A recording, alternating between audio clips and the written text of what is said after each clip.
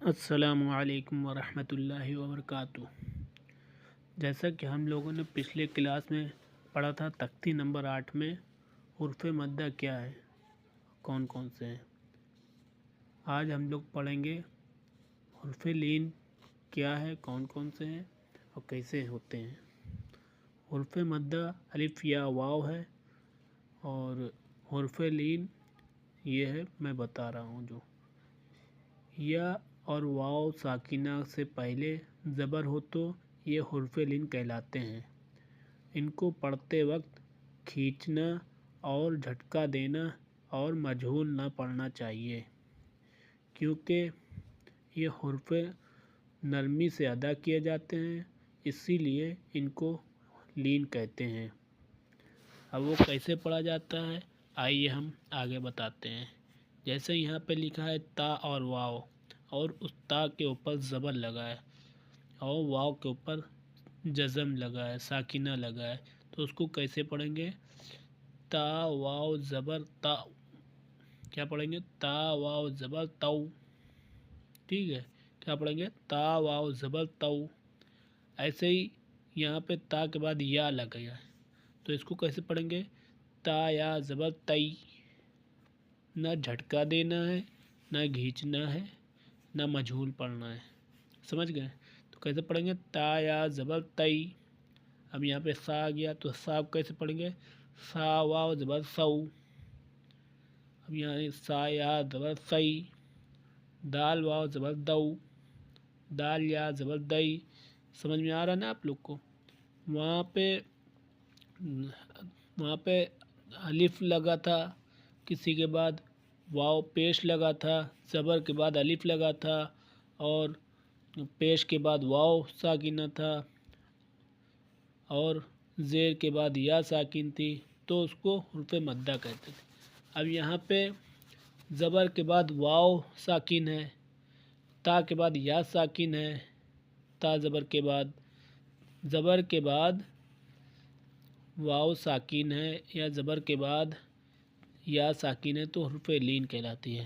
سمجھ رہے؟ جیسے کہ ہم نے ابھی پڑھ کے دکھایا ہے، جیسے یہ لکھا ہے زال واو زبر زو، زال یا زبر زئی، را واو زبر رو، را یا زبر رئی، زا واو زبر زو، زا یا زبر زئی۔ اسی طریقے سے آگے نیچے پڑھتے جائیں گے۔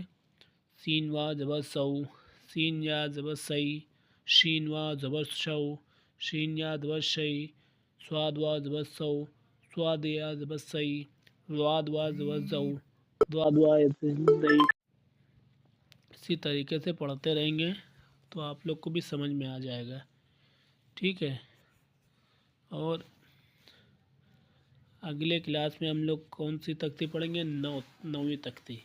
یہ 8ویں تختی کے ہی باب میں نے کل بتایا تھا، یہ 8ویں تختی کے ہی باب میں حروف مدہ حروف لین دونوں ایک ہی تختی میں تھا، اسی لیے ایک کلاس میں حروف مدہ میں نے پڑھا دیا اور دوسرے کلاس میں حروف لین پڑھا دیا۔ آپ سب کو سمجھ میں آ گیا نا؟ ٹھیک ہے؟ تو جو سمجھ میں نہ آئے وہ آپ لوگ کمنٹ کر کے بتا سکتے ہیں، پوچھ سکتے ہیں مجھ سے کیسے پڑھ رہے ہیں کیسے نہیں پڑھیں گے۔ سمجھ میں آ گیا؟ تو جیسے کہ ہر کلاس میں آخر میں دعا بتاتا ہوں، کسی ایک دعا کی بتاتا ہوں تاکہ آپ لوگ کو مسنون دعائیں یاد ہو جائیں، اور وہ چیزیں جب کریں تو یہ دعا پڑھ کے کریں، ٹھیک ہے؟ تو پچھلی دعا میں نے شاید باتھ روم یا بیت الخلاء جانے کی دعا بتائی تھی، تو آج اس سے نکلنے کی دعا اور طریقہ بتائیں گے۔